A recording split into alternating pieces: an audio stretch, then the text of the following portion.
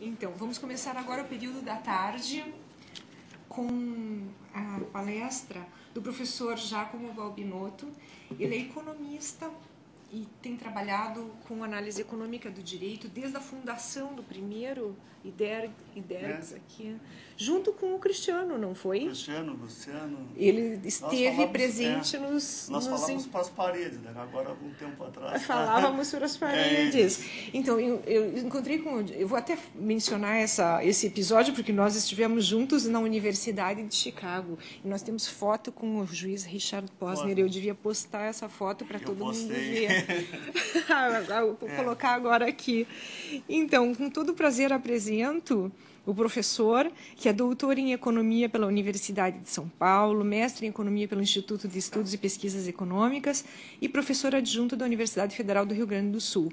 E também ressalto que tem trabalhado com farmacoeconomia e o último congresso aqui esteve apresentando o paper foi em Filadélfia, né, há um mês atrás. Eu ouvi... nós conversamos e esteve lá, assim como esteve também em Nova York, na Conferência Anual de Análise Econômica do Direito, há um mês atrás. Tem sempre notícias novas a respeito de fármacos e vou, então, já desde logo, deixar a palavra com o professor Giacomo para a sua exposição. Não, obrigado, Cláudia. Prazer estar aqui com vocês falando sobre análise econômica do direito. Se bem que essa palestra ela vai ser um pouco fora do esquadro sobre análise econômica do direito. Mas é uma área que eu tenho trabalhado já há bastante tempo, mais de 10, 15 anos. Como que eu falava com a Cadinho? Nós falávamos com a parede. E hoje em dia a análise econômica do direito está entrando com bastante força, né, no Brasil. Nós temos a associação aqui no Rio Grande do Sul, que foi a pioneira, mas temos no Paraná, em Minas Gerais, foi criada recentemente no Nordeste, e tem a Associação Brasileira de Direito e Economia, e o Congresso vai ser agora, eu acho que em outubro, em Vitória. Né? Eu recomendo que, se vocês tiverem tempo, disposição, realmente vale a pena vocês entrar, porque é uma área que está crescendo grande interesse. Né? A Faculdade de Economia e a Faculdade de Direito aqui na URG estão interagindo. Né? Não sei se já palestrou aqui ou não o professor César Santolin também. Acho que é o primeiro curso a nível de pós-graduação que tem no Brasil, né? A Faculdade de Economia da URGS, com essa interação excelente que a gente tem. Bom, o que a gente vai ver na aula de hoje, na palestra de hoje, ela foge um pouquinho, né, do curso tradicional de Direito e Economia. Tá? O que a gente vai fazer é alguma coisa que a gente chama de farmacoeconomia. Só uma apresentação, quando a gente trabalha com o pessoal de medicina, sempre declaração de conflitos de interesse, né, com a indústria farmacêutica, equipamentos médicos, planos de saúde. Quer dizer, as opiniões que são emitidas aqui não estão vinculadas a nenhum grupo de interesse. Basicamente, é o projeto de pesquisa que são realizados na universidade, né? E eu sou membro também do Conselho Consultivo do Boletim Brasileiro de Avaliação de Tecnologias e da Biblioteca Virtual de Saúde, né? E membro do Conselho Editorial do Brazilian Journal of Health Economics. Bom, eu vou começar a palestra justamente por essa foto aqui, essa capa da revista Veja, que eu acredito seja uma das capas mais interessantes. Aquilo ali parece o Túlio Milman aqui, mas não é parecido, né? Lembra? Mas, basicamente, que é uma capa que é interessante, porque ela mostra a ideia do cobertor curto. Ou seja, nós temos que fazer escolhas. Né? Os recursos são escassos, o nosso orçamento é escasso, a nossa capacidade contributiva, né, é escassa. Então, a gente tem que fazer escolhas. Se nós cobrirmos os pés, fica o dorso. Se cobre o dorso, fica os pés de fora. Qual é a melhor alternativa no uso dos recursos? Então, a economia, na realidade, ela vai tratar disso. Como que nós vamos alocar os recursos escassos da melhor maneira possível? Qual é a melhor decisão? Por quê? Porque é injusto ser ineficiente. Né? Ou seja, nós temos recursos escassos, então qual a melhor maneira de se utilizar esses recursos escassos? E a economia, com os instrumentos que ela tem, vai poder ajudar a dar alguma dessas respostas. Bom, com relação à saúde, né, só retomando aqui, né, todos vocês já sabem, mas a saúde é um direito de todos, o dever do Estado, garantido medidas de políticas públicas e sociais, que visa a redução do risco, né, de doença, outros agravos, com acesso universal e igualitário. Né? Bom, esse é o que está na Constituição, né? Mas direito, né, na realidade, não nasce em árvores, né? Tem que ser criado. Por quê? Para formar um médico, né, leva o quê? 7, 8, 10, 15 anos. Né? Para construir um hospital também se leva uma quantidade. Para equipar esse hospital, mais tempo assim. Então, embora tu tenha sendo um direito, né, envolve recursos reais, né, físicos e humanos, para prestar esse serviço. Nós temos um ponto importante também da necessidade que se coloca nesse trabalho Avaliação Econômica em Saúde, na publicação, que é como que nós tomamos decisões hoje. Então, uma das questões que é básica na tomada de decisão em saúde é a medicina baseada em evidência.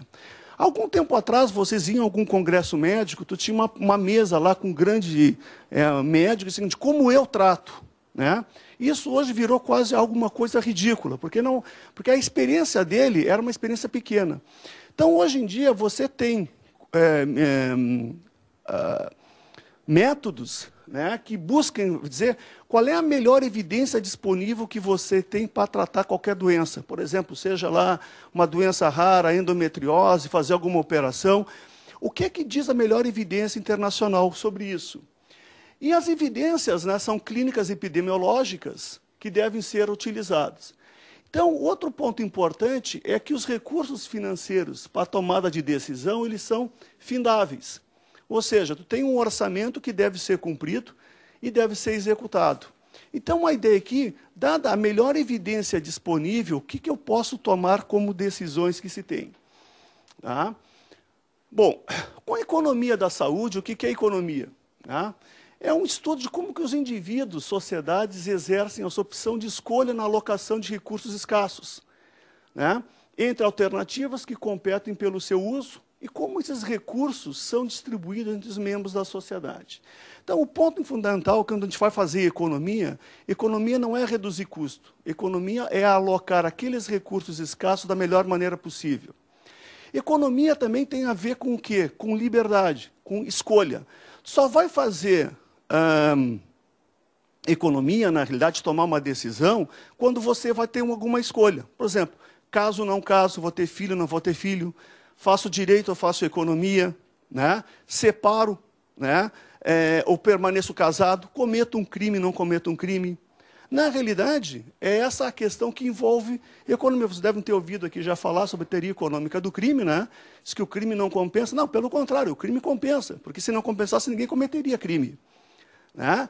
E toda a teoria econômica do crime está baseada nessa questão de escolhas que têm os indivíduos. Então, ela não busca, fundamentalmente, poupar dinheiro, mas busca, isto sim, usar esses recursos de modo mais eficiente possível, aonde se possa obter, com aqueles recursos, o maior bem-estar possível para a sociedade. Bom, o ponto importante com relação à saúde, né, da natureza econômica, o que ela é? A sua demanda é irregular. O que a gente quer dizer com isso? Né? Quando que a gente vai ficar doente? Quando que a gente vai sentir dor? A gente não sabe. O Giacomo está bem aqui, está dando com você, sai daqui, escorrega numa casca de banana aqui, quebra o pé. Eu não vou saber, não tenho essa previsão. Né? O Giacomo está bem aqui, mas teve um AVC, né? Teve algum problema renal. Então, a gente não sabe quando aqui vai ficar doente. Né? A gente tem algumas previsões. O segundo, as transações são caracterizadas por problema de assimetria de informação, seleção adversa, risco moral. O que quer dizer isso? Que nessa relação, o paciente, eventualmente, ele sabe muito mais do que o plano de saúde. O médico tem muito mais informações sobre o tratamento, drogas, assim, do que o paciente. A outra coisa, uma relação de agente principal, ou seja, o meu bem-estar depende das ações que são tomadas pelo outro. Por exemplo, o que é essa relação de agente principal? Onde o bem-estar de um indivíduo depende das ações de outro. Por exemplo, o meu bem-estar, enquanto cliente, depende das ações que tomaram o meu advogado. Mas será que esse advogado está agindo bem, está realmente fazendo o maior esforço possível para me defender? A relação entre o juiz, né, um juiz, e a sociedade é uma relação de agente principal. O meu bem-estar enquanto cidadão depende do esforço que fizerem juízes e embargadores para fazer justiça. Oh, mas será que o juiz está pensando em fazer isso ou está pensando no seu bem-estar ou nos seus interesses? Como que eu pago o juiz? O que o juiz produz? O que o juiz produz? Não, o que ele produz? Produz alguma coisa. Produz o quê? Resolução de conflitos. Conflito entre homem e mulher, entre pai e filhos, entre estados. Ele torna assim, qual é o problema? É que esses conflitos, né, têm que ser resolvidos a um custo baixo. No Brasil, né, o judiciário é um dos mais ineficientes que tem. Em que sentido? Que é caro resolver conflitos, né, se comparamos isso com os dados de outros países que a gente tem. O cumprimento do contrato, o rule of law. Não estou dizendo que vocês, né, os juízes, enfim, sejam ineficientes, não, mas é o sistema que age assim. É custoso entrar na justiça, é custoso resolver problemas. Bom, então, esse setor também é caracterizado por problema de seleção adversa, risco moral e agência. É um setor que prevalece uma ampla incerteza com relação aos resultados. Olha, doutor, se eu tomar esse remédio, eu vou ficar bom? Vou ficar curado?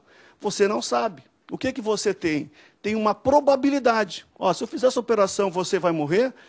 Vai ficar curado? Vai ter alguma sequela? É probabilístico, né? Olha, você tem uma chance de 95% de estar curado e 5% de morrer. Esse remédio vai funcionar? Olha, 95% das vezes ele funciona. 5% das vezes ele não funciona. E o seguro, né, surge como uma questão importante também, como uma fonte pagadora. Né? A saúde também, o que é? Ela é um bem, né? Não é um bem transferível de um indivíduo para o outro.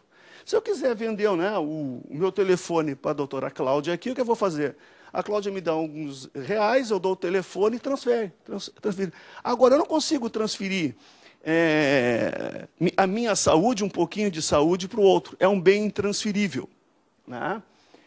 E existem significativas externalidades em saúde. O que a gente quer dizer com externalidade? Ele é um conceito econômico que a relação de um indivíduo afeta o bem-estar de outro. Isso é característico muito em poluição, por exemplo. Ó, o que a antiga Riocel, né, a antiga Borregar, fazia aqui? O que ela produzia? Produzia papel e um fedor terrível. Né? Mas o que acontece? Ela levava nos seus custos o quê? Somente, né, a polpa de papel, o engenheiro, a água que utilizava. Essa poluição não levava em conta. Então, por que é taxado poluição? Tem todo o direito ambiental que lida com essas questões de externalidades negativas. Mas, quando eu tenho saúde, por exemplo, ó, vou chegar agora aqui, né, e o Giacomo vai tomar uma vacina. Eu tomo uma vacina. Eu estou me protegendo da gripe. Mas como que é uma doença infecciosa, digamos, transmissível, o que acontece? Na medida em que eu estou protegido, o que acontece? Vocês todos aqui não vão pegar uma gripe. Mas o que acontece? Quem é que pagou por essa vacina? Né? Foi o Giacomo. Embora vocês todos aqui, os meus alunos, estejam beneficiados. Isso mostra por que vacinação é um bem que é fornecido geralmente pelo governo. Porque ele traz benefícios não somente pelo indivíduo, mas também para toda a sociedade. Esse conceito é um conceito de externalidade que se aplica, né, em saúde. Bom, outro ponto importante com relação à saúde é que esse setor ele apresenta características. Né? Os diversos serviços e produtos se caracterizam como bens credenciais, sendo necessário, basicamente, que uma certificação profissional especializado para ser colocado. É a mesma coisa que acontece com vocês, né? Quer dizer, não posso colocar uma banca lá, Giacomo, na advocacia. Não, tu tem que ter um congresso da OAB, que nenhum médico. Ele tem que ser credenciado pelo Conselho Regional de Medicina ou ter um credenciamento de especialista. Não é qualquer pessoa que possa abrir, né, um consultório ou clinicar. Terceiro, o consumo de produtos e serviços se caracteriza pela dissociação entre o consumidor final e o agente responsável pela indicação terapêutica.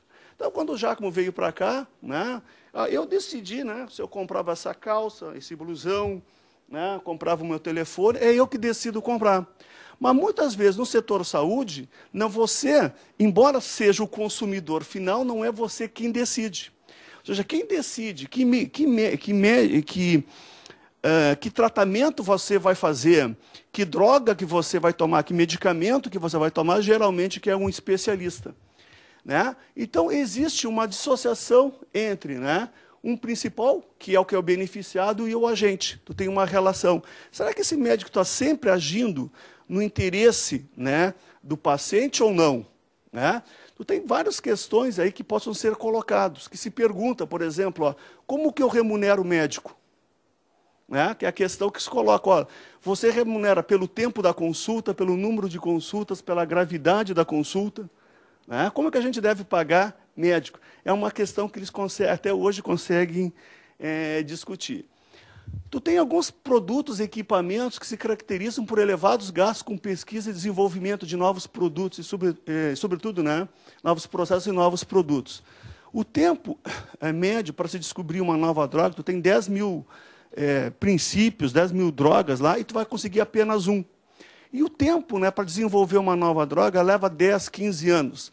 E, realmente, nas grandes mentes, nas melhores farmacêuticos, médicos que estão colocando nessas indústrias farmacêuticas. Onde que tu tem mais inovação no mundo, a indústria que mais inova é a indústria farmacêutica.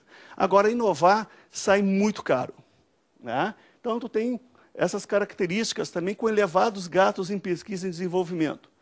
O consumo desses produtos também, por alguns indivíduos, gera externalidades, como o que eu falei no caso de vacinação.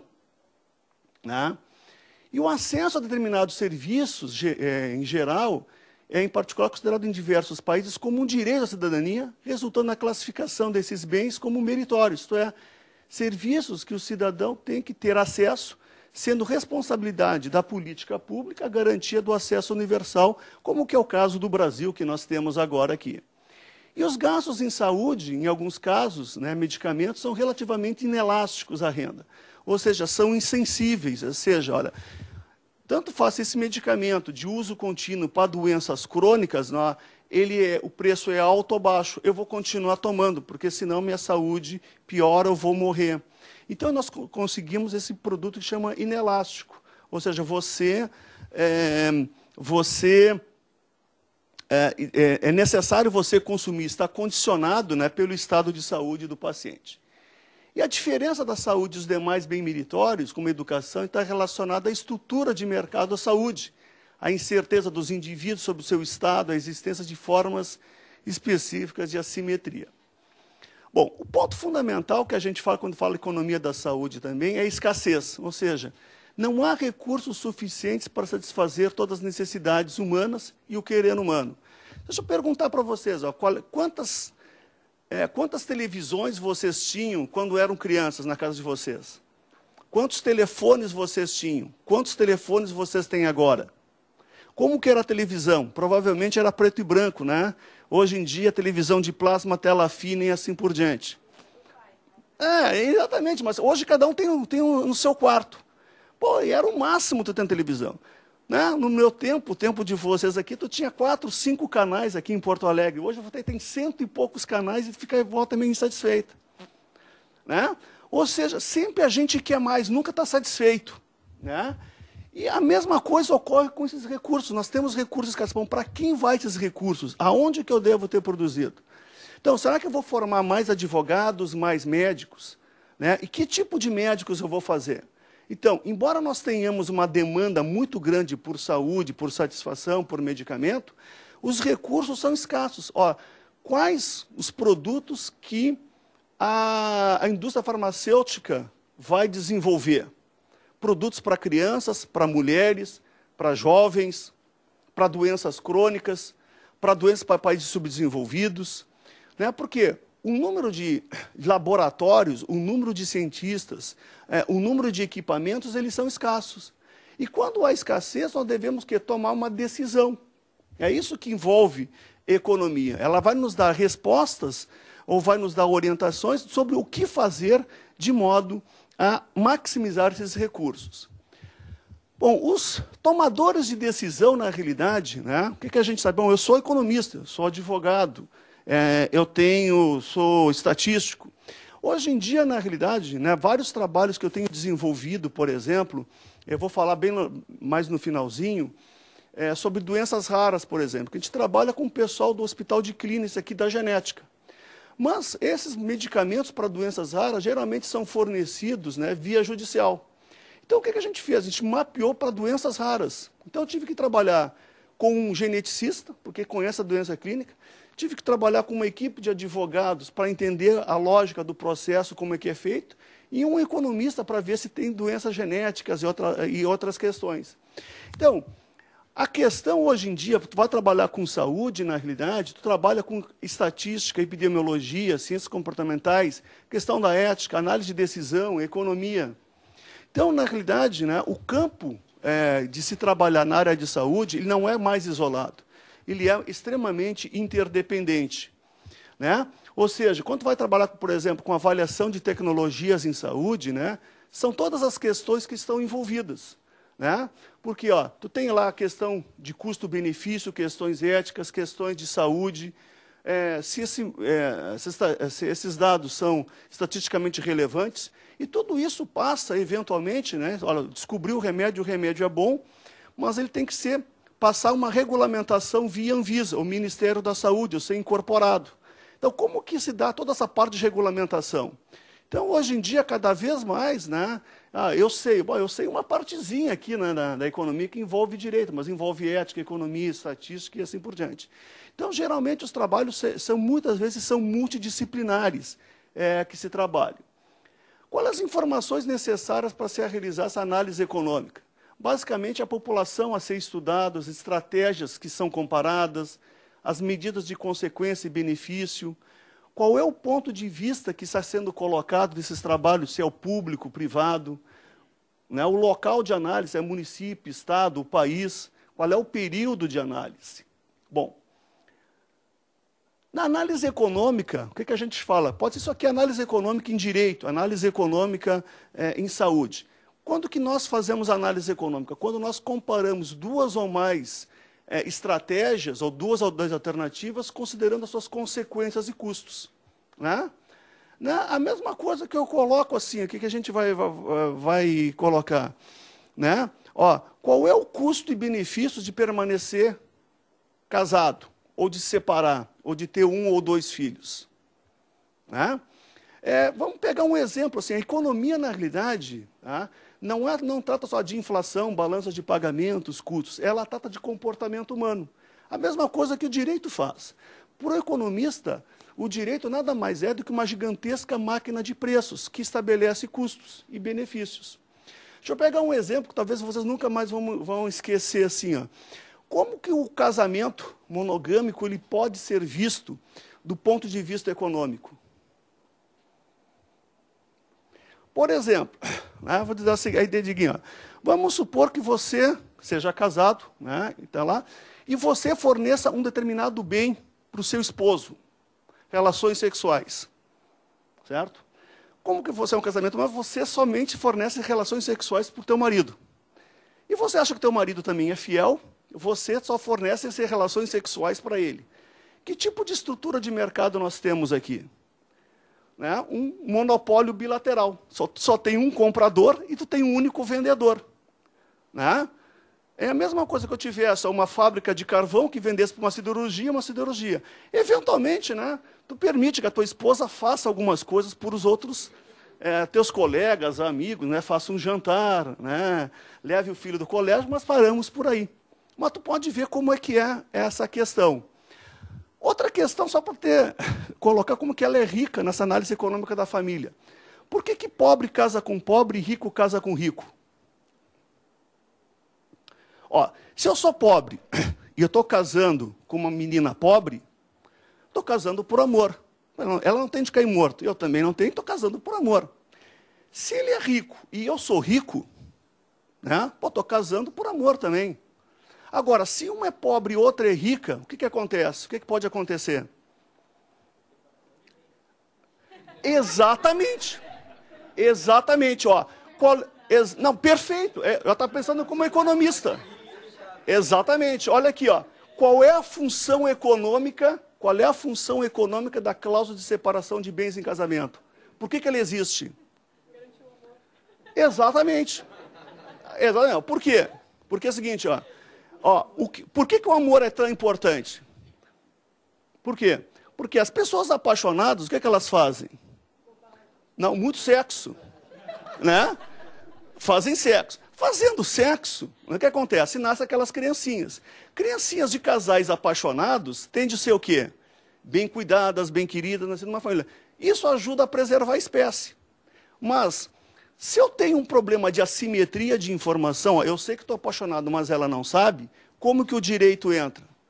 Entra em conduzindo uma cláusula de separação de bens. Qual é o fundamento econômico dessa cláusula de separação de bens? É justamente fazer com que essas relações que poderiam ser colocadas venham a surgir. É um problema pré-contratual. Eu sei que eu estou apaixonado, ela não sabe, ela tem uma incerteza. Né? Como que eu posso provar antes de casar que eu realmente estou apaixonado por ela e não pelo dinheiro? Introduzindo a cláusula de separação de bens. Né? Então, é só um exemplo que a gente tem tratado como que assim, o direito, né? Como que eu posso dar uma interpretação econômica, uma justificativa econômica, que parece bastante plausível, pensando como economista, né? Que geralmente, por que ela funciona? Por que ela vem existir? Essa aqui é a razão. Bom, mas voltando à nossa análise aqui, as pessoas querem tomar decisões no cuidado de saúde e querem saber o valor dessas decisões. Por quê? Decisões ruins na saúde são extremamente custosas. Ou decisões mal tomadas, né, geram custos desnecessários para a sociedade. Então, dentro da área de economia, nós temos a avaliação econômica, né, em saúde, a avaliação de tecnologias e a farmacoeconomia, que está relacionado basicamente com a ideia dos medicamentos. Bom, essa avaliação consiste em quê? Então, num conjunto que a gente vai ver mais no final da exposição, com técnicas e procedimentos destinados a avaliar o impacto dos cursos alternativos de ação sobre o bem-estar. Né?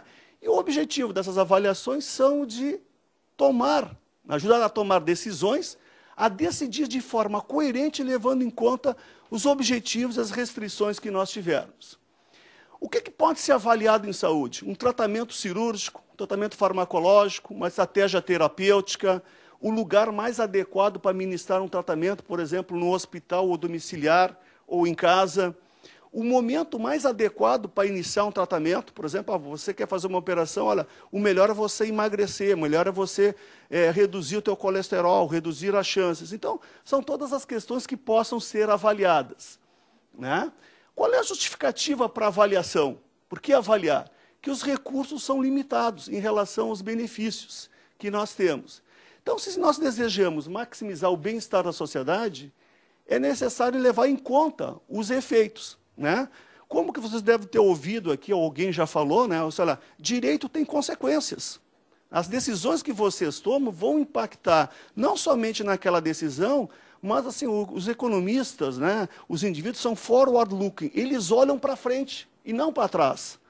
Ou seja, a decisão que você toma hoje, ela está impactando em todas as decisões que vão ser tomadas pelos agentes econômicos. Elas transmitem informações. E avaliações econômicas procuram auxiliar as decisões, né, de recursos e não tomá-las. Eventualmente, você está tomando uma decisão que contraria algum princípio econômico, está decidindo. Mas, basicamente, qual é o custo de eu tomar uma decisão equivocada? De tomar uma decisão que viola os princípios econômicos? Basicamente, você está colocando um custo, está mostrando para a sociedade qual é o custo dessa decisão, que muitas vezes vai ser uma decisão política, uma decisão da sua consciência. Mas, olha, qual é o custo de eu tomar essa decisão baseada na minha consciência? E esse é o custo que a sociedade vai estar pagando, ou os contribuintes vão estar pagando. Bom, a ideia aqui da avaliação, o que é que a gente tem? Tu tem, digamos, dois tratamentos, um tratamento A, um tratamento B. Se nós estivermos nessa situação ótima aqui, aonde, por exemplo, o custo se reduz e o efeito, né, da droga melhora, adota o tratamento. Isso aqui é o melhor momento que tem. Eu tenho uma nova droga, que o custo se reduz, né, e melhora o efeito. Está aqui. Aqui também eu vou rejeitar. Se ele tivesse aqui, ó, uma droga que piora o estado de saúde e aumenta o custo. Não, isso aqui eu não vou tratar de maneira nenhuma. O outro, se eu tiver aqui, ó, a gente pode ter alguma dúvida, né? Ela piora, né? Reduz o custo, mas o tratamento não é bom. Geralmente não, também não é adequado. O problema está aqui, ó, né? Eu tenho uma droga, um novo tratamento, um novo procedimento que melhora o estado de saúde, mas também aumenta o custo, que geralmente é que nós colocamos, né? Eu posso estar num pontinho aqui, ó, né? Ó, né, num ponto aqui, ó, que ela melhora um pouquinho o estado de saúde, mas a um altíssimo custo. Ou posso estar numa situação aqui, ó, ela tem um custo, gera um custo muito elevado, um efeito muito bom, melhora o estado de saúde, a um custo muito baixo, né? O ponto é quanto que nós queremos pagar por uma melhora na tecnológica, né? Quanto que você está disposto. Geralmente nós temos aqui se nós traçamos uma reta, né? Não há um princípio geralmente aceito, mas o que se coloca é que esse tratamento, se ele pudesse ser custo efetivo, em torno de 3 vezes o PIB per capita. Isso vocês não vão encontrar em nenhum livro explicitamente do Ministério do Trabalho, desculpa, do Ministério da Saúde, das agências internacionais. Mas geralmente não é um critério que se adota que se esse, em termos de custo-efetividade, ele for 3 vezes maior que o PIB per capita, ele poderia ser adotado, que é um limiar pelo qual, um teto, pelo qual nós poderíamos adotar uma tecnologia que foi descoberta. Bom, a farmacoeconomia, na realidade, é uma disciplina relativamente nova, ela surgiu nos anos 80, nos anos 90, que está pautada na economia da saúde, né, que surge aí no período de pós-guerra, para quê? Melhorar a eficiência dos gastos de saúde, né? A importância dessa área, ela provém não da justificativa acadêmica, mas da constatação de que os gastos vêm crescendo a um ritmo acelerado a nível mundial. Então, digamos, a inflação em saúde, os gastos em saúde vão crescer tremendamente. Isso, né, se vocês acham agora que os problemas de saúde já são extremamente relevantes e preocupantes, isso é apenas o começo, né? Por quê? Porque a população brasileira, né, está envelhecendo tremendamente. Ó. O Giacomo, daqui a 7 ou 8 anos, ele vai até fazer parte do Estatuto do Idoso. Assim, passou muito rápido, a gente não tem noção de como que está ficando velho. Em 2050, a média da população brasileira vai estar com 40 anos. Né? E o que vai acontecer com essas pessoas com 40 ou 50 anos? Elas vão ficar com doenças crônicas. Ou seja, doença você vai tomar, não é aquela fralda, né, que você vai estar com a criança, agora 2 anos ela tira. Você vai usar fraldas com 60, por 10, 15 anos vai usar fralda. Você vai ter problemas urológicos, você vai ter com pressão alta, você vai tomar esse remédio durante o resto da sua vida. E você está vivendo mais. Qual é o problema? E está nascendo menos. Né? Ou seja, aquele filho único vai ter que cuidar de 2 a 3 idosos. Né? Vai ser cuidar do pai e da mãe, mas eventualmente de um avô sobrevivente. Né? Ou seja, vai ter muito mais gente ficando velha. Né? E essa questão ela vai ser extremamente preocupante. Quais que são as pressões sobre os custos? Né? Um aumento na demanda, né, pelo envelhecimento, um excesso de regulação governamental, envelhecimento da população, problemas estruturais, né, com saúde que você vai ter, da formação de médicos, aumento das expectativas, né, que chama o efeito fantástico. Né? Já surgiu uma droga nos Estados Unidos, dia segunda-feira está algum advogado lá pleiteando aquela droga. Né? Ou surgiu um novo tratamento e você vai buscar o quê? O que tiver de melhor. Mesmo eventualmente não tendo, né, comprovação científica que isso funcione ou não. Né? E um setor onde que a cada dia se produz a quantidade enorme, né, o que se produz em livros de direito é fantástico, mas nada comparado com o que se produz na área de medicina, farmácia, enfermagem, biotecnologia. Então, a cada segundo está surgindo uma nova colocação. Tudo isso pressiona os gastos de saúde. No caso do Brasil, principalmente aqui, a grande preocupação vai ser o envelhecimento da população brasileira. Então, a Austrália foi um dos primeiros países a aplicar e elaborar diretrizes para avaliação econômica de medicamentos, e outros países, como Canadá, Inglaterra, Espanha, também iniciaram trabalhos. No Brasil, isso se coloca, né, nos últimos 10, 15 anos, cresceu significativamente. Quais é que são as questões que se colocam em termos de farmacoeconomia? Qual a melhor droga para um determinado paciente? Qual a melhor droga para uma indústria farmacêutica investir? Quais as drogas que devem ser incluídas num protocolo médico? Qual o custo por qualidade de vida de uma droga? Quais os resultados para o paciente das várias modalidades de tratamento? Então, são questões que possam ser colocadas nos estudos farmacoeconômicos. Bom, quem é que vai utilizar esses estudos? Administradores hospitalares, ou planos de saúde, companhias farmacêuticas, governo, formuladores de política, pesquisadores. No caso aqui, eu falar no governo, formuladores, né, eventualmente juízes que precisam, digamos, de uma orientação para buscar, né, algum tratamento. Então, tu tem hoje em dia diversas agências econômicas, né, que trabalham com a ideia de evidências farmacoeconômicas para orientar, né, governos, juízes, judiciários, planos de saúde, na colocação disso aqui. Tá? Qual é a avaliação desse princípio? Nós utilizamos assim, o que é essa evidência global. Por isso que é esse movimento, né, de medicina baseada em evidência, ou seja, qual é a melhor evidência científica que existe sobre um determinado droga, sobre um determinado tratamento. Quem faz isso, na realidade, né, são o pessoal da epidemiologia, né, tu tem cursos, né? Se eu tivesse que vocês fazer um curso complementar, quem trabalha na área médica, na área de direito, faça um curso sobre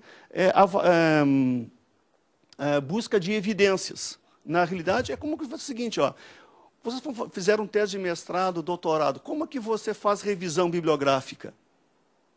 Né? Eu vou pegar lá de Adão e Eva, Aristóteles, e vou colocando, vou citando. Na realidade, né, os médicos hoje em dia, a evidência é tão grande, né, que se coloca, eu busco por palavra-chave.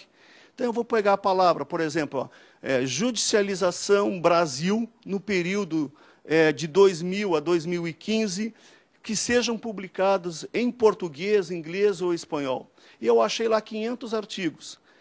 Né? A Cláudia vai lá, faz a mesma busca, né, em determinadas bases de dados e acha os mesmos 500 artigos. Então, assim, por quê? Porque a gente pode evitar o chamado princípio de recupero. Você se lembra lá do ministro, né? As coisas boas a gente, né, mostra, as coisas ruins a gente bota debaixo dos tapetes. Então, na minha revisão bibliográfica, eu tenho que mostrar todas as evidências disponíveis, a favoráveis ou contra. Ou, eventualmente, mostrar critérios de exclusão. Por que eu excluí o estudo do Giacomo?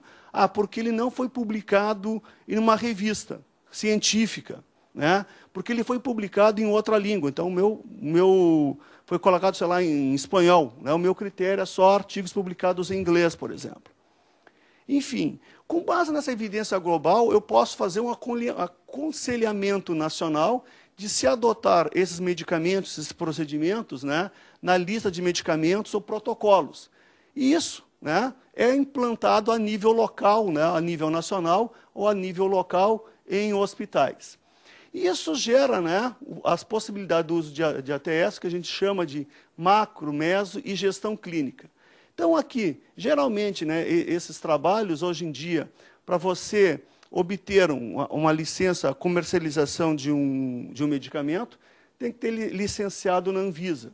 Para quê? Para o registro, né, o registro desse medicamento e estabelecimento de preço, né, que vai determinar o que é a oferta de medicamentos. As secretarias da saúde, né, vão ter lista de medicamentos nacionais, estaduais e municipais que vão buscar o financiamento. E, a nível hospitalar, Programa de Saúde da Família e outros, né, vão fazer o quê? O uso racional desses medicamentos. Né? Quem trabalha nessa área de saúde, né, da indústria farmacêutica ou na faculdade de farmácia, tem um movimento bastante grande no uso racional desses medicamentos. Então, todos esses instrumentos, né, vão ser usados aí. Os critérios da inclusão do SUS, né, tu tem um levantamento, então, como eu falei, da evidência científica sobre a eficácia e segurança desses medicamentos, que é uma fase do processo. Assim, o medicamento, ele faz efeito, ele cura as pessoas, ele é seguro, não tem efeitos colaterais, né? Recebe um parecer técnico, né, do Ministério, é avaliado internamente pela Comissão de Incorporação de Tecnologias, a CITEC. Se for favorável à inclusão, né, qual é outra questão que é importante hoje em dia é a avaliação do impacto financeiro. Então, tu tem uma análise chamada análise de impacto orçamentário. Porque se eu pego um Brasil que tem quase 200 milhões de habitantes, vamos supor que a gente vai dar lá aspirina, né, uma vez por dia. Então, a quantidade de medicamentos que você vai ter vai ser muito grande. Ou, de algum tempo atrás, as mulheres chegam a uma determinada idade e vão fazer o tratamento com reposição hormonal, né, para evitar osteoporose. Tem metade da população vai ser mulher. Qual é o impacto orçamentário que você vai ter nessa população? Então, você tem que ter uma ideia, né, do que pode colocar. Desse impacto financeiro, incorporação e elaboração de um protocolo clínico, né, e diretrizes terapêuticas que vão ser colocadas. Isso aqui é muito importante. Talvez alguém que tenha trabalhado na área de saúde deve ter ouvido aqui também a palestra do professor Paulo Picon, ou já deve ter ouvido dele. Porque tem uma doença rara, que era a doença de Fabry. Pegar um exemplo, que eu conheço, porque eu trabalhei com o pessoal da genética. Bom, e o que acontecia? Esse medicamento era fornecido com uma ampola. Essa ampola custava, sei lá, não me lembro assim exatamente, mas custava, digamos, R$1.000 a ampola. O que fazia? Né? Bom, dava uma ampola, tratava essa criança que tinha a doença de Fabry, né? Ela curava e assim por diante, ficava boa. Mas aí o que fez o pessoal da genética do clínico? Será que esse tratamento ele funciona dando meia ampola para cada criança? Eles fizeram esse tratamento, colocaram e viram, em vez de dar uma dose inteira, meia dose funcionava tranquilamente. Então é o seguinte, tu reduziu os custos desse fornecimento, né, estabelecendo um protocolo clínico, né, que metade da dose era tão boa como uma dose inteira.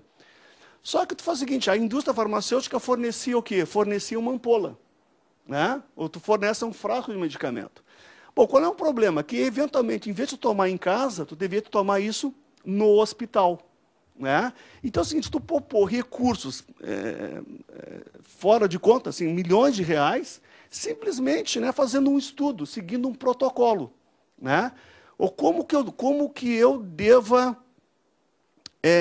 fornecer um determinado medicamento. Bom, outro ponto importante, estava falando com a Cláudia, do que a gente estava falando, talvez do dia a dia de vocês, o que a gente tem, qual é os agentes responsáveis na incorporação, né, dessas tecnologias? Tu tem lá, né, os pacientes, né, que são os principais interessados, os gestores na saúde, com planos de saúde que estão pagando, médicos profissionais, indústrias e laboratórios. Tem um monte de pessoas, né, um monte de instituições envolvidas aqui. Bom, o que acontece? Os indústrias, laboratórios, eles vão fornecer informações, medicamentos para esses médicos e profissionais. É eles que vão nos indicar, né, para nós, pacientes, qual é o melhor medicamento. E esses pacientes, né, vão recorrer a quem? Aos gestores, né, Secretaria da Saúde, municipais ou planos de saúde. Mas, eventualmente, né, esses pacientes aqui recorrem o quê? Ao judiciário, né? E tu tem a regulação. Então, o que tem aqui? Essa indústria, né, lucra com esses medicamentos, nada contra. Pelo contrário, se não tiver, né, aquela cenourinha, aquele negócio, não tiver patente, ela não vai desenvolver. O que acontece? Médicos e profissionais prescrevem esses medicamentos, o paciente pede e usa, o judiciário manda fornecer, né? O Anvisa regula esse fornecimento e o plano de saúde paga. Eventualmente, tu tem alguns problemas aqui, porque quem está pagando aqui, na realidade, é esse próprio paciente, né? E, eventualmente, né, quem manda, esse judiciário manda os planos de saúde fornecerem para os pacientes, eventualmente falta de evidências básicas, né, para se esse medicamento realmente funciona, se existe um protocolo, ou se esse tratamento ele é custo efetivo. Muitas vezes, né, essas decisões são tomadas, né, sem um melhor aconselhamento, sem uma melhor evidência científica que tenha, ou se simplesmente se existem recursos disponíveis na secretaria para fornecer.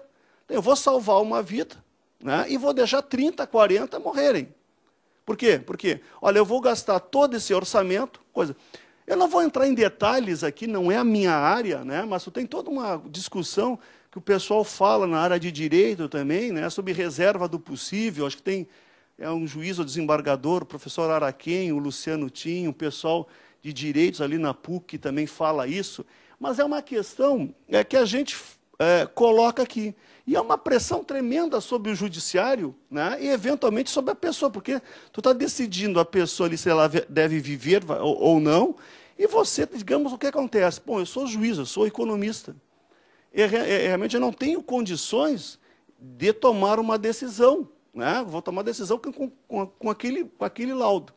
Mas o que é? Essa ideia da farmacoeconomia, então, na realidade, né, ela fornece indicações se aquele tratamento, aquela droga, ela realmente tem o efeito desejado. Qual é o ponto, então, da judicialização? Geralmente, os direitos são gratuitos. Tu tem alguns autores aqui, talvez alguns de vocês conheçam, né? O Holmes e o Cassius Stein, da Universidade de Chicago, que ele diz o seguinte: qual é o custo do direito? Ele diz que o direito, geralmente, não cai de árvores, né? Ele usa recursos escassos. Todos os direitos custam dinheiro, portanto, a liberdade depende da cobrança de impostos e orçamento para fazer frente às despesas geradas pelos direitos. Porque uma coisa é o direito de ir e vir. Eu tenho liberdade de votar, geralmente é barato. Mas aqueles direitos de fazer cumprir a justiça, fazer cumprir contrato, é caro. Quanto é que custa um juiz? Quanto é que ele recebe por mês? Vocês estão vendo a discussão. É caro. Um prédio, quanto é que custa esse prédio aqui, o aluguel dele, para o setor público? Se eu tivesse alugar, eu não estou pagando nada do governo, mas se eu tivesse que alugar, quanto é que custa esse prédio aqui por mês? É uma fortuna, né? Eu vou construir mais um ou outro prédio, né? Então, ou seja, cumprir direito, fazer valer não é barato. Existem recursos. Olha, eu vou contratar mais juízes, mais desembargadores ou mais médicos? Ou mais professores universitários?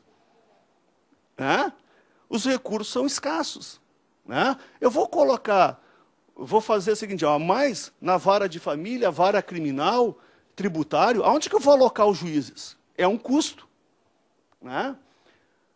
Então, o Cassius Stein procura mostrar que todos os direitos custam dinheiro, inclusive o direito negativo, né?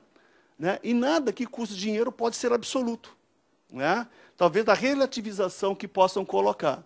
Então, eles buscam fazer essa distinção extremada entre direitos negativos e direitos positivos, e elencam os custos da efetividade dos direitos fundamentais, tidos como direitos de primeira geração. Então, o que ele diz? Não estou dizendo que eu estou concordando, mas talvez eu venha provocar, assim, em termos de contundentes, o Cassius Stein, né, afirma que os direitos costumam ser descritos como invioláveis, peremptórios, decisivos. Ele diz o seguinte: isso aqui é mero floreio retórico. Nada que custe dinheiro pode ser absoluto. Nenhum direito cuja efetividade pressupõe um gasto seletivo de valores arrecadados dos contribuintes pode ser protegido de maneira unilateral pelo judiciário, sem considerações às consequências orçamentárias, as quais, em última instância, os outros dois poderes são também responsáveis.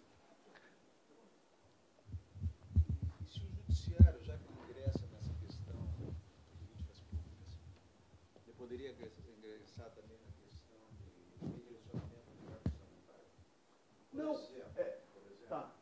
Permita que se retire para o custo dessa secretaria, que é esse orçamento, que retire, por exemplo, da verba de comunicação, da verba de setores que não seriam tão importantes quanto a saúde. Tá. Essa questão, o que ele vai fazer um terceiro poder, ou seja, o que é, né? O que nós chamamos de um ativismo judicial. Mas essa questão, qual é um problema? Que juiz não é eleito. Então, isso está colocando, é a tua pauta. né? A pauta do que eu acho, ou daqui que aquela geração de juízes. Quem deve decidir, pelo menos nos direitos, essa decisão é uma decisão política que passa o quê? Passa pelo poder legislativo. Na realidade, é o seguinte, ó, o que eu acho importante? Pô, investir lá em saúde da mulher ou em saúde do homem? Cardiologia, né, ou osteoporose e endometriose, ou saúde para a criança. Eventualmente, o que o judiciário pode fazer, ou devia fazer? Olha, se esses recursos que deviam ser alocados segundo as normas constitucionais, elas estão sendo alocadas eficientemente. Né? Ou seja, o que o legislativo legisla, o que faz o cumprimento, é que pode ser colocado. É esse que é o ponto. Então, assim, ó, eventualmente, a minha posição do Giacomo, né, que não desse ativismo judicial de fazer política pública. Quem faz política pública, quem decide, em última instância, quem deve decidir os rumos, são os próprios eleitores. Né? O que, sim, o judiciário que deve fazer, quer dizer, é fazer que venha cumprir as leis. Né? Tem um autor, né, eu recomendo realmente a todos, que foi Prêmio Nobel de Economia, né, o professor Douglas North, que assim, ó, o que faz um país ser rico ou pobre, na realidade, assim, ó, por que os Estados Unidos é rico e o Brasil, o Uganda é pobre? Não, porque eles têm mais PhDs, porque eles têm mais máquinas e equipamentos, né? Porque eles têm mais infraestrutura. É o seguinte, não é por isso. Né? Isso, na realidade, não explica o crescimento. O que vai explicar? Assim, o que me faz eu perder 4, 5, 10 anos estudando para virar um PhD? O que me faz eu, empresário, investir, né, num novo equipamento, numa nova empresária, numa nova inovação tecnológica? O que me garante? Segurança jurídica, segurança de contratos. Ó, por que os Estados Unidos é rico? Porque eles fazem muitos contratos. E os contratos são garantidos. Como que eu vou fazer algum determinado contrato se esse contrato pode ser violado, não possa ser cumprido, não possa ser colocado? Então, um país que é rico é um país que faz contratos. Então, por isso, da extrema importância, o Douglas North coloca, das instituições jurídicas, né? das instituições que façam cumprir a lei. Eu não sei se vocês, como que vocês traduzem aqui, por exemplo, eu não consigo uma tradução, por exemplo, o rule of law. Alguns traduzem por Estado de Direito. Né? Eu traduzo, assim, nós economistas, por fazer cumprir a lei. Mas esse rule of law é mais do que fazer cumprir a lei. Né? Então, não tem um termo, talvez em português, que coloque isso. Então, a posição que pode ser colocada, basicamente é isso. Talvez que o judiciário ele tenha o poder de fazer cumprir as leis, as determinações, as imposições legais determinadas pela Constituição ou pelas leis, ou fazer que não sejam violadas. Mas a gente volta a isso na outra parte. Então, essas sugestões que eu coloco, talvez vocês conheçam, né, do Flávio Galdino, Introdução ao Custos dos Direitos, e o Cost of Rights, né, do Cassius Stein. Bom, acho que eu vou passar adiante. Então, basicamente, o tempo também está se esgotando, a ideia da farmacoeconomia é analisar duas questões, os insumos e custos que geram cuidados de saúde e os resultados. Geralmente, os médicos, né, clínicos, né, trabalham com esses resultados aqui. Ó. Esse medicamento, essa droga, esse procedimento, ele gera resultado. A pessoa fica curada, melhora a saúde, colocado. Mas qual é que são os custos para obter esses resultados? É isso que entra com a economia, a farmacoeconomia. Então, ela é um instrumento de apoio à tomada de decisão que envolve a avaliação dos investimentos baseados nessa distribuição racional dos recursos, permitindo aos profissionais conciliar as necessidades terapêuticas com as possibilidades de custeio. Né? Então, ela é uma aplicação das ferramentas da teoria econômica no campo da assistência farmacêutica, como gestão de serviços farmacêuticos, avaliação da prática profissional, avaliação econômica de medicamentos. Né? Qual é a relevância dela? Né? Ela ajuda a dar informações ao governo federal, por exemplo, na avaliação, incorporação de medicamentos, orçamentos hospitalares, é usada no marketing farmacêutico, sofre com pressões políticas, por exemplo, na adoção de determinados medicamentos. E essas novas tecnologias oferecem, né, benefícios que são utilizados nas análises de reembolso, né, de seleção do tratamento, na seleção da população de pacientes. Por exemplo, ó, o caso que nós temos agora da gripe. Né? Pô, todo mundo pode ficar gripado, mas nós não temos vacinas para todo mundo. Então, quem é que vai ser prioritariamente atendido para tomar essas vacinas? Aquela população, ó, pessoas com mais de 60 anos, crianças, obesos e assim por diante. Então, essa é uma decisão. Né? Ou seja, dado o custo-benefício, né, qual é a população que deve tomar esse medicamento? Aí é que entra o judiciário. Bom, será que tem gente que está tomando essa vacina que não deveria? Está sendo cumprido, está sendo eficazmente distribuída? Né? Ou seja, a ideia da custo-efetividade, olha, talvez algumas pessoas não adianta, não é eficaz para ela, com 40, 30 anos, que não tem nenhum problema, tomar essa vacina. É um desperdício. Já que o número de vacinas que nós temos, ou que pode ser importado, ou que pode ser produzido é escasso, quem é a população que deve ser melhor atendida, dados os custos e benefícios que nós temos aqui? Então, o objetivo da farmacoeconomia é buscar prover os pagadores, né, governo, plano de saúde, médicos e pacientes, com uma informação sobre o retorno desses investimentos que são feitos. Bom, outro ponto extremamente importante aqui, ó, quando vocês vão lidar com esses trabalhos de farmacoeconomia, aqui que eu vou colocar um ponto assim, ó, que dependendo de quem faz a pergunta, você vai ter uma resposta diferente. Né? Esse é um ponto extremamente importante, ou seja, assim, ó, quem está fazendo a pergunta?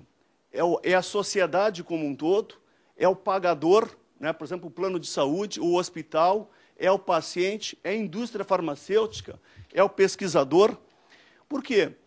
Porque, assim, ó, dependendo de quem faz a pergunta, tu vai incluir diversos custos, né, chamado custo médico direto, custos médicos diretos não médicos, custos indiretos.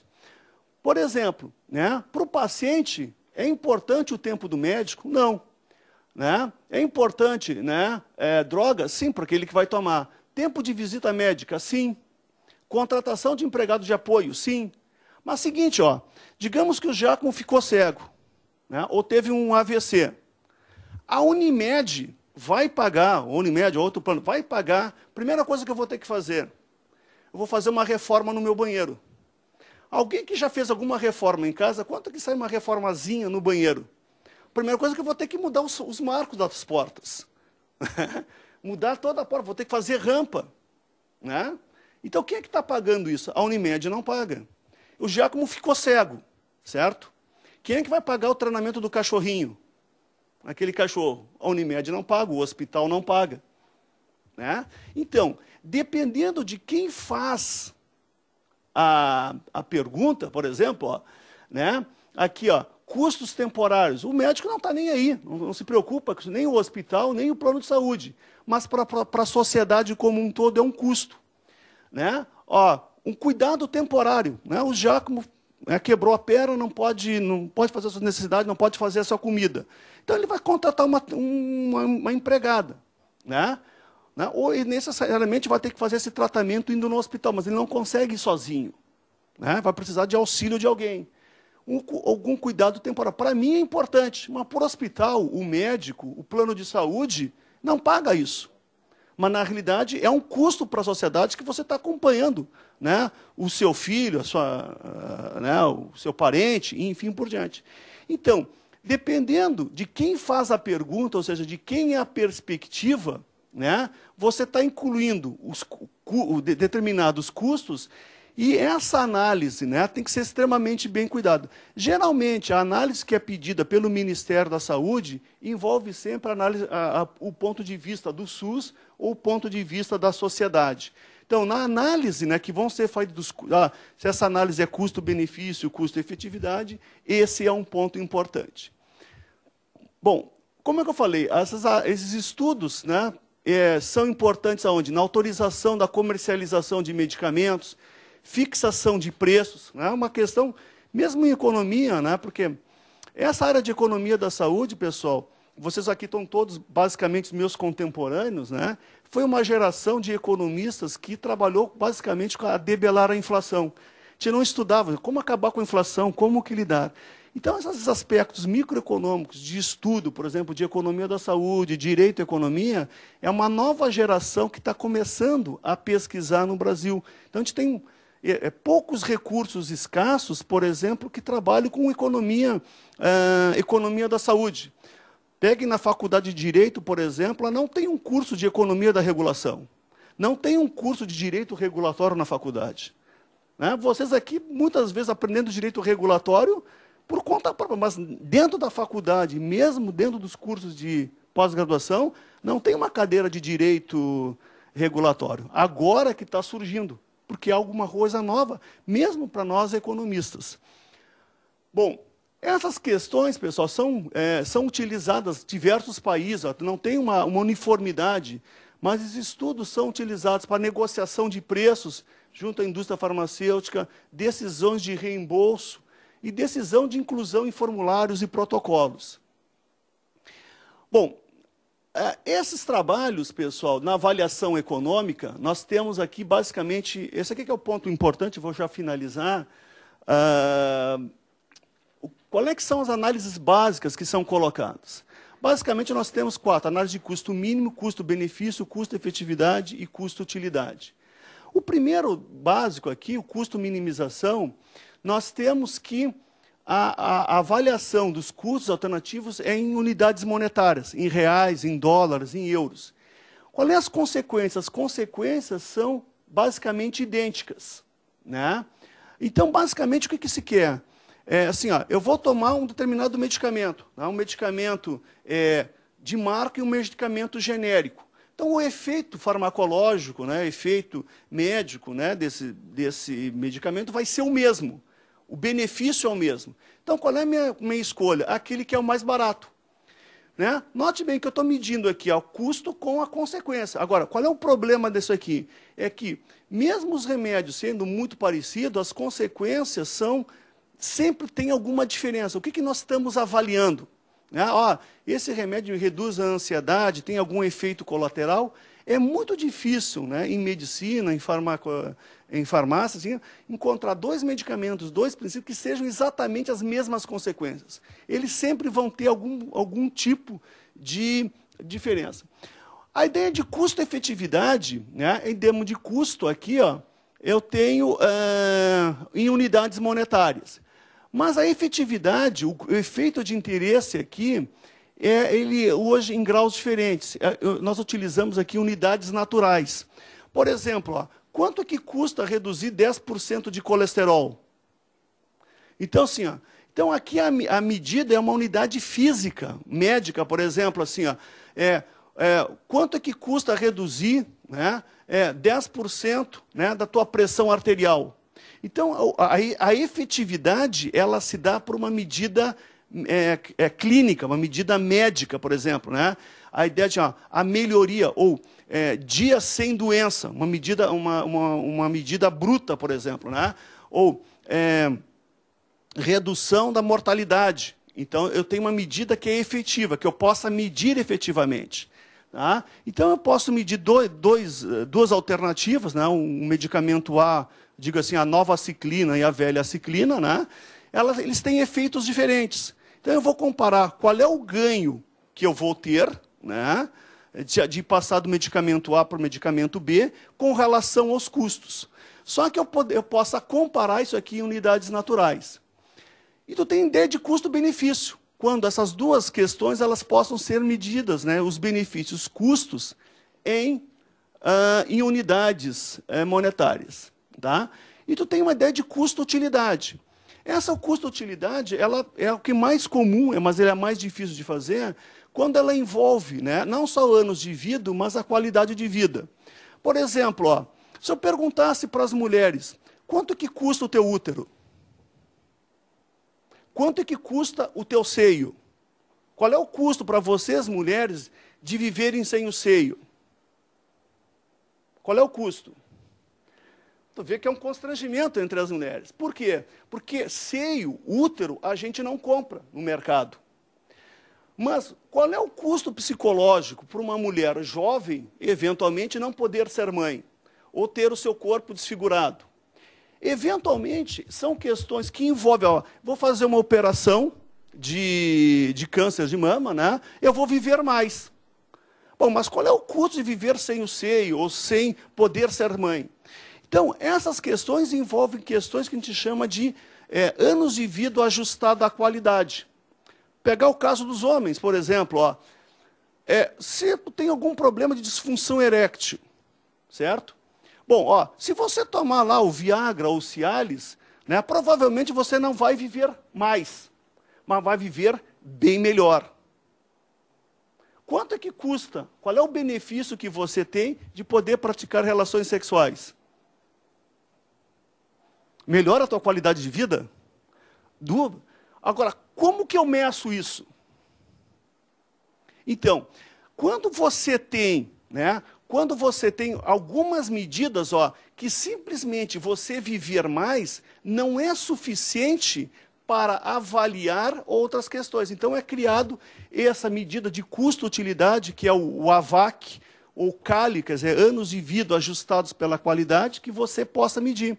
Então, tu tem vários métodos para chegar a essas questões de custo-benefício, custo-utilização.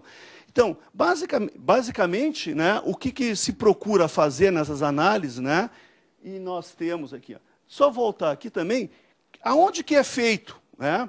No Rio Grande do Sul, nós temos o IATS aqui, que é uma organização usada pelo governo federal, né, que é o Instituto de Avaliação de Tecnologias de Saúde, que faz essas análises, né, que possa ajudar o judiciário, tem feito algumas coisas. Um outro grupo muito organizado, muito bom, é dado na universidade, na Faculdade de Farmácia, de Assistência Farmacêutica, em Minas Gerais. Eles têm um grupo assim, muito organizado, está sendo colocado na Universidade de Minas Gerais, aqui, que tem respondido a essas demandas, né? Basicamente, do Ministério da Saúde, né, da Anvisa, eventualmente, e... colocado. Bom, só resumindo aqui, então, essa farmacoeconomia ela se constitui num método, né, para estabelecer o valor dessas intervenções em saúde na tentativa de avaliar qual é o impacto daquele fármaco nos custos médicos totais e se nós temos evidências científicas claras, globais, se aquele medicamento que você está sendo fornecido ou pedido, ele realmente funciona ou se não existe uma outra alternativa. Então, a ideia aqui, eles auxiliam os tomadores, né, de decisão em saúde. Né? Esse campo de pesquisa está cada vez em evolução e se torna cada vez mais necessário essa avaliação de tecnologias e o objetivo da avaliação econômica, né, não é cortar custos, em sim alocar esses recursos da forma mais eficiente, né, com a melhor qualidade. O objetivo, então, como é que eu falo, não é poupar dinheiro, mas sim fazer o máximo com aqueles recursos disponíveis. Como é que eu falo assim, ó, é injusto ser ineficiente. Né? Bom, só finalizando, estou quase estourando o tempo, mas eu gostaria só mais duas lâminas, seguinte, ó. Essa passagem dessa revista de psiquiatria do Daltio, né, Mari Ferraz, é o seguinte, ó, os aspectos econômicos associados à medicina eram secundários à preocupação do médico, que tinha como principal objetivo o cuidado e o bem-estar do paciente. Ó. Essa preocupação com a saúde e os benefícios das terapêuticas continua sendo o foco. Mas desconhecer os custos envolvidos e ignorar a importância da gestão dos recursos disponíveis é algo incompatível com a realidade atual. Por quê? Porque é o seguinte, vocês vão ver, uma coisa aqui, lembra o SUS, o que se lembra? Fila. Como que a gente gestiona a fila? Qual é o grande problema que tem a população? Tem o desemprego, mas hospitais. Fora tirando talvez o Moinhos de Vento, o Albert Einstein, o Sírio-Libanês, todos os hospitais públicos estão com problemas. O que é? Um problema de gestão. Que eventualmente vão colocado lá um médico, né, que nunca fez um MBA, nunca teve um erro de administração. Ele é um ótimo médico, mas é um péssimo administrador. Né? Na realidade, ele pode ter experiência, mas ele não fez um MBA. É a mesma coisa colocar o Giacomo, né, para fazer algum julgamento. Olha, eu nunca passei, né, eu nunca estudei um curso de direito, vai ser um desastre. Né? Pessoal, tem algum trabalho, só as últimas anos, só para mostrar um exemplo, isso aqui é um trabalho que a gente fez, a judicialização do acesso ao tratamento das doenças genéticas raras, né, doença de Fabry. Talvez conheça o Paulo Gilberto Cogos Leivas, né, tem trabalhado bastante isso. Né, e o Giacomo, aqui a professora Ida, né, também da genética da URGS, né, tem trabalhado. Então, a gente pegou alguns exemplos, eu não vou me alongar aqui, ó, né, dos resultados, né, para essas doenças aqui. Tem outros trabalhos também da professora Ida, da genética, né, falando das coisas. A professora Ida, né, trabalha como médica geneticista, mas está falando de judicialização, porque é extremamente importante. Né? O que ela mostra, assim, no resumo? Ó? Conclui que a judicialização decorrente da ausência de uma política clara do sistema de saúde para doenças raras, em geral, e tem como consequências gastos acima do necessário para o tratamento. Aí é que entra a tua pergunta, desculpa o teu nome? Arthur, né? O que é o seguinte, ó, o que pode ser colocado? Gerar com que o governo, o Ministério, crie uma política pública, né, para fazer esse tratamento, para gerar melhores recursos. Porque, como eu diz, olha, é injusto ser ineficiente. E o que a gente está tendo agora? Diversas questões. Muitas vezes recursos são fornecidos de uma maneira atabalhoada, sem uma política clara do que incorporar ou não incorporar. Bom, pessoal, eu encerro aqui, eu digo assim, ó, fim, né, para aqueles interessados, será um novo começo que se interesse nessa área, né, e eu grato pela atenção. Só uma última questão, um último aviso, caso vocês tenham interesse, no dia 20 a 23 de setembro, né, está sendo realizado na Bahia o terceiro Fórum Brasileiro de Assistência Farmacêutica e Farmacoeconomia. Tá? Envolve mais de 500 pessoas no Hotel Otton. Né? Eu recomendo, entra lá, Congresso, terceiro Fórum de Farmacoeconomia, é muito, muito interessante, vocês vão ver desembargadores, juízes, pessoal que trabalha na assistência farmacêutica, e a gente vê casos assim mais estapafúrdios de judicialização. Né? O mais que eu vi que era fornecimento, né? Pelo Secretaria da Saúde, o município, de fornecer uma cabra, né? Tinha que comprar uma cabra para fornecer leite in natura. Né? Fornecimento de fraldas. Né? Então, são questões, cara, que possam ser enfrentadas. Né? Tem uma mesa específica lá, especificamente sobre judicialização. Então, caso vocês possam participar ou assistir lá, vai ser no Hotel Otton, na Bahia, de 20 a 23 de setembro. Eventualmente, há cursos de especialização, como introdução à farmacoeconomia e outras questões vão ser colocadas. Bom, grato pela atenção. Qualquer dúvida, qualquer auxílio que vocês precisem, mandem um e-mail. Só que eu peço mais uma coisa seguinte, em vez de mandar aquele e-mail educado, professor Giacomo, caríssimo, mandem letra garrafal, letra 20, vermelho. Professor, me atenda agora, senão a gente vai colocando. Né? Tem que ser assim, a Cláudia já conhece, então, mandem, né? Sejam extremamente informais no momento que seja. Mandar 3 ao mesmo tempo. Manda 3, manda um garrafais, letra vermelha, porque a gente está sempre atabalhoado e, eventualmente, vocês exigem uma resposta, claro, ou um atendimento que realmente é urgente, a gente vai atender depois. Esse depois pode ficar, sabe, 2 dias, 3 dias depois, e não é questão de má vontade, e realmente você está atabalhoado, enfim. Mas, se tiver oportunidade, vocês possam fazer. Bom, não vamos encerrar. Nós vamos encerrar com uma fotografia. E vamos aplaudir, né, o nosso palestrante. Obrigado. Agradeço imensamente a participação do professor Giacomo aqui. Eu queria fazer memorizar finalmente o seguinte: tudo que foi exposto aqui, A foto. É o Richard Posner no meio. Eu, o Giacomo e o Richard Posner, que é o juiz. Vai dar análise econômica. Uma outra questão que eu vou atropelar a Cláudia aqui também. Se vocês puderem assistir esse congresso de Direito e Economia, que é o Congresso Americano de Direito e Economia, é um evento assim, é um evento imperdível. Realmente eu estive agora em Nova York, nós estivemos em Chicago lá, é como se tivesse um papa lá, né?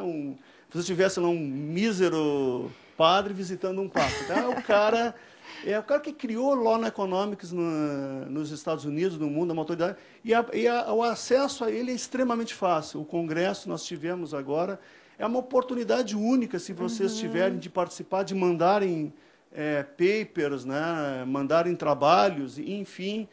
Mas o nível também é realmente bastante elevado. Eu não consigo basicamente, o que eu digo assim... linguagem de agora eu falo com o professor. O que a gente só coloca... Eu preciso encerrar, porque o professor... Um minuto só. É que assim, que a gente está acostumado ao direito, né? Digo assim, do blá, blá, blá. O direito está sofrendo uma mudança radical. Né? Ela vai ser mudada, basicamente, né? É aquele que vai ter... Você pega uma revista hoje importante... A americana, ela está basicamente formada em termos de matemática e estatística.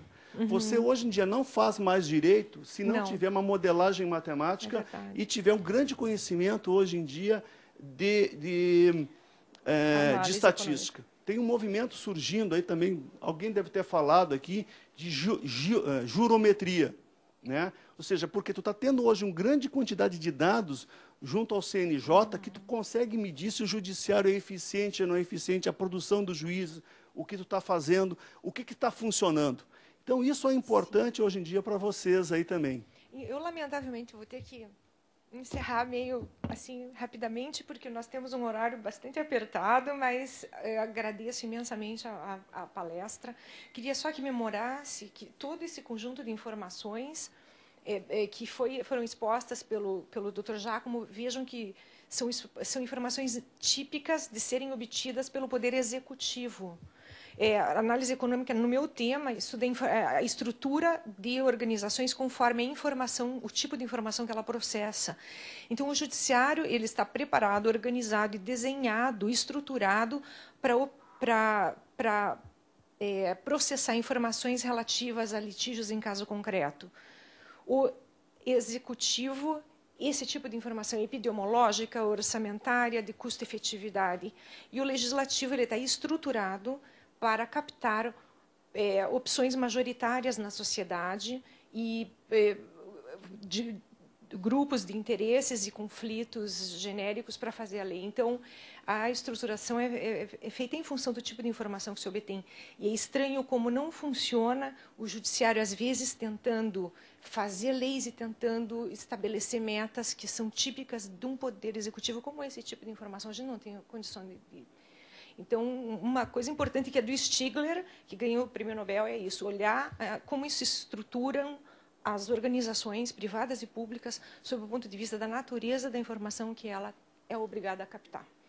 E eu preciso terminar. Esse ponto que o Arthur havia comentado, que eu acho que era importante. Eventualmente, as decisões que vocês, como juízes, possam colocar, bom, é uma demanda com relação ao Giacomo, ao caso específico do Giacomo. Mas, eventualmente, vai ter algum outro conflito onde esses dados aqui vão ser colocados, que entram como política pública, que é entre a União e o Estado, a União e o município. Então, essa questão, olha, esse medicamento você deveria incorporar porque ele é custo efetivo, você tem colocação. Então, assim, você não está alocando os recursos adequadamente. Então, nesse caso, tu entra com uma justiça, há evidências, há provas, você está sendo negligente em não incorporar esses medicamentos. Eles vão me matar porque eles vão ficar sem comer. Tá, bom, mas a gente possa comentar, então, talvez esse é o ponto que o Arthur tinha colocado de uma atividade de fazer cumprir a lei e não executar a lei.